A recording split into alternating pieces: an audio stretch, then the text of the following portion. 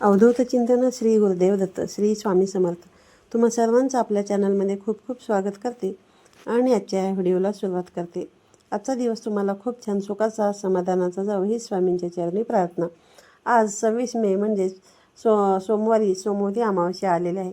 जेव्हा अमावस्या तिथी ही सोमवारी येत असते तेव्हा त्या अमावस्येला सोमवती अमावस्या असे म्हटले जाते. या सोमवती अमावस्येला वैशाख अमावस्या, दर्श अमावस्या या नावाने देखील ओळखले जाते.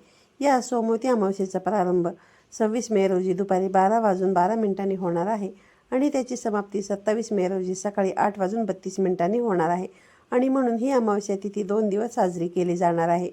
आपल्याला अमावस्येचे जे काही उपाय आणि सेवा करायचे असतील तर ते आपण सोमवारीच करायचे आहेत, कारण सोमवारी संपूर्ण दिवसभर अमावस्या तिथी असणार आहे आणि म्हणून तुम्ही जे काही उपाय करणार आहात तर ते सोमवारीच तुम्हाला करायचे आहेत.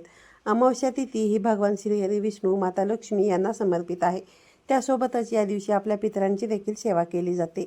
या दिवशी पितृ जे आहेत तर ते मृत्यूलोकातून पृथ्वीवरती येत असतात, म्हणून त्यांच्यासाठी श्राद्ध आणि पिंडदान हे देखील केलं जातं. तसेच काही उपायसुद्धा केले जातात. खास करून अमावस्येच्या दिवशी मुलांसाठी काही प्रभावी उपाय जे आहेत तर ते केले जातात, कारण अमावस्येच्या दिवशी आपण जे काही उपाय करत असतो ते खूपच प्रभावी ठरत असतात आणि म्हणूनच आज या व्हिडिओमध्ये मी तुम्हाला मुलांसाठी एक अत्यंत प्रभावी असा उपाय सांगणार आहे. आज सोमवती अमावस्येला तुम्हाला काही जरी करायला नाही जमलं तरी देखील चालेल, पण प्रत्येक आईने तुमच्या मुलांवरून ही जी एक गोष्ट आहे ती एक वस्तू तुम्हाला उतरून टाकायची आहे, ओवाळून टाकायची आहे. असे केल्याने तुमच्या मुलांची प्रगती कधीच थांबणार नाही.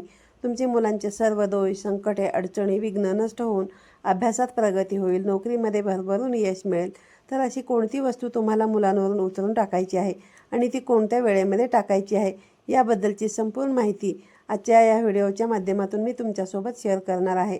त्यामुळे तुम्ही हा व्हिडिओ स्किप न करता शेवटपर्यंत पाहत राहा. चॅनलवरती नवीन असाल तर सबस्क्राईब करा आणि असेच नवनवीन आणि माहितीपूर्ण व्हिडिओ पाहण्यासाठी बेल आयकॉनला प्रेस करा. बघा,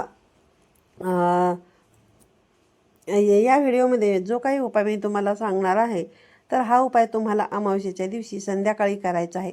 संध्याकाळी तुम्ही अगदी 6 वाजल्यापासून ते रात्री 12 वाजेपर्यंत कधीही करू शकता. हा एक उतारा आहे. बघा, उतारे जे आहेत तर ते नेहमी सकाळ सकाळी किंवा संध्याकाळीच केले जातात. जर तुमची मुलं सतत हट्टीपणा करत असतील, किरकिर करत असतील, सांगितलेली कोणतीही गोष्ट तुमचं ऐकत नसतील किंवा सतत आजारी पडत असतील, मुलांना नजरदोष लागत असतील, तर आता बघा, नजरदोष जे आहे तर ते फक्त बाहेरच्यांचीच लागते असं नाही, तर घरातल्या व्यक्तींची देखील नजर जी आहे तर ती मुलांना लागत असते. जेव्हा आपला मुलगा किंवा एखादी मुलगी एखादी चांगली गोष्ट करतो त्यावेळेस आपण त्याचं कौतुक करत असतो, तेव्हासुद्धा तुमच्या मुलांना नजरबाधा जी आहे तर ती होतच असते. आणि जर मुलांना नजरबाधा झाली तर मुलांच्या आयुष्यामध्ये अडचणी यायला सुरुवात होत असते. जसे की मुलं विनाकारण हट्टीपणा करतात किंवा विनाकारण चिडचिड करतात किंवा सतत आजारी देखील पडत असतात.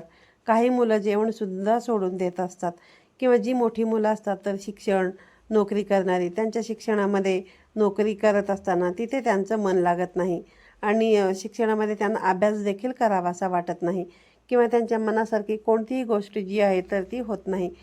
त्यांना कोणत्याही क्षेत्रामध्ये यश जे आहे तर ते मिळत नाही. तर यासारख्या समस्या ज्या आहेत तर त्या तुमच्या मुलांना जाणवत असतात. तर यांना त्या उपायाने बघा, हा जो उपाय सांगणार आहे या उपायाने ते त्यांच्या अडचणी नक्कीच दूर होतील आणि मुलं मुली या दोघांसाठी तुम्ही हा उपाय जो आहे तर तो करू शकता. तुमची मुलं कितीही लहान असतील किंवा मोठी असतील तरी सर्वांसाठी तुम्ही हा उपाय जो आहे तर तो करू शकता.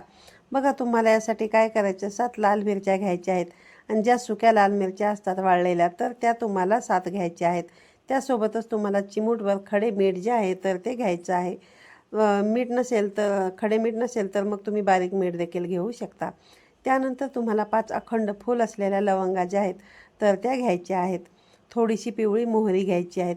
पिवळी मोहरी नसेल तर मग काळी मोहरी देखील तुम्ही घेऊ शकता. यानंतर चिमूटभर काळे तीळ घ्यायचे आहेत. या सर्व वस्तू तुम्हाला तुमच्या हातामध्ये घ्यायच्या आहेत. हातामध्ये घेणे शक्य नसेल तर एखाद्या वाटीमध्ये, प्लेटमध्ये देखील तुम्ही घेऊ शकता. आणि ह्या सर्व वस्तू तुम्हाला मुलांच्या डोक्यापासून ते खाली पायापर्यंत 7 वेळा उतरवून घ्यायच्या आहेत. आणि उतरवत असताना मनामध्ये पॉझिटिव्ह भाव तुम्हाला ठेवायचा, सकारात्मक विचार तुम्हाला ठेवायचा आहे. माझ्या मुलांवरून मी या वस्तू उतरवून घेतलेल्या आहेत. हा उपाय माझ्या मुलासाठी मी करत आहे आणि या उपायामुळे माझ्या मुलाचे सर्व दोष संकट जे आहे तर ते दूर झालेले आहेत आणि माझ्या मुलाची प्रगती व्हायला सुरुवात झालेली आहे असा भाव जो आहे तर तो तुम्हाला मनामध्ये ठेवून हा उपाय करायचा आहे. किंवा मग तुम्ही श्री गुरुदेव दत्त श्री गुरुदेव दत्त असं देखील म्हणू शकता. आणि या सर्व वस्तू उतरवून घेतल्यानंतर तुमच्याकडे जर चूल असेल तर त्या चुलीमध्ये तुम्हाला या सर्व वस्तू जाळून टाकायच्या आहेत. आणि जर तुमच्याकडे चूल नसेल तर मग एखादी प्लेट घ्यायची आहे का आणि त्याच्यामध्ये काही कापराच्या वड्या ठेवून तुम्ही हे प्रज्वलित करायचे आहेत आणि त्यावरून तुम्हाला या वस्तू ज्या आहेत ना तर त्या जाळून टाकायच्या आहेत. जेव्हा आपण मुलांवरून या वस्तू उतरवून जाळत असतो ना तेव्हा मुलांचे सर्व दोष देखील निघून जात असतात, जळून जात असतात आणि मुलांची प्रगती व्हायला सुरुवात होते. हा उपाय जेव्हा तुम्ही करताना तेव्हा मुलांवरती कोणतेही वाईट संकट, विघ्न, अडचणी येत नाहीत. मुलांची दिवसेंदिवस प्रगती व्हायला सुरुवात होते. आता तुमच्या घरामध्ये जर 2 मुलं असतील तर 2 मुलांसाठी तुम्हाला वेगवेगळ्या वस्तू घ्यायच्या आहेत. एका मुलांवरून उतरवलेल्या वस्तू तुम्हाला दुसऱ्या मुलांसाठी वापरायच्या नाहीत. तुमची मुलं जर बाहेरगावी असतील तर मुलांचा फोटो असेल तर फोटोवरून देखील तुम्ही उतरवून हा उपाय जो आहे तर तो करू शकता. त्याचबरोबर या दिवशी तुम्हाला पिंपळाच्या झाडाची देखील पूजा करायची आहे. पिंपळाच्या झाडामध्ये माता लक्ष्मी, भगवान श्रीहरी विष्णू आणि आपले पितृ देखील वास करत असतात. या दिवशी तुम्हाला एक तांब्याचा कलश भरून घ्यायचा आहे. कलशामध्ये शुद्ध पाणी भरायचे आहे. त्यासोबतच तुम्हाला त्याच्यामध्ये थोडंसं गाईचं कच्चं दूध जे आहे तर ते टाकायचं आहे. थोडेसे काळे तीळ टाकायचे आहेत आणि हे जे जल आहे ते तुम्हाला पिंपळाच्या वृक्षाला अर्पण करायचं आहे. यानंतर तुम्हाला पिंपळाच्या वृक्षाला 7 प्रदक्षिणा घालायच्या आहे आणि आपली इच्छा, मनोकामना व्यक्त करायची आहे. असं म्हणतात की या दिवशी पिंपळाच्या वृक्षाला जल अर्पण करून आपली इच्छा जो कोणी व्यक्त करतो तर त्यांची इच्छा जी आहे ना तर ती पूर्ण होत असते. तसेच पितरांचा देखील आशीर्वाद आपल्याला प्राप्त होत असतो. पितृदोष हा देखील दूर होतो. त्याचबरोबर ही सोमवती अमावस्या आहे. सोमवारी येणाऱ्या अमावस्याला सोमवती अमावस्या म्हटले जाते. या दिवशी तुम्हाला दुधामध्ये काळे तीळ टाकून हा अभिषेक जो आहे तर तो तुम्हाला शिवलिंगावरती करायचा आहे. आणि अभिषेक करत असताना तुम्हाला ओम नमः शिवाय, ओम नमः शिवाय या मंत्राचा जप करायचा आहे. या दिवशी अनेक जण व्रत देखील करत असतात.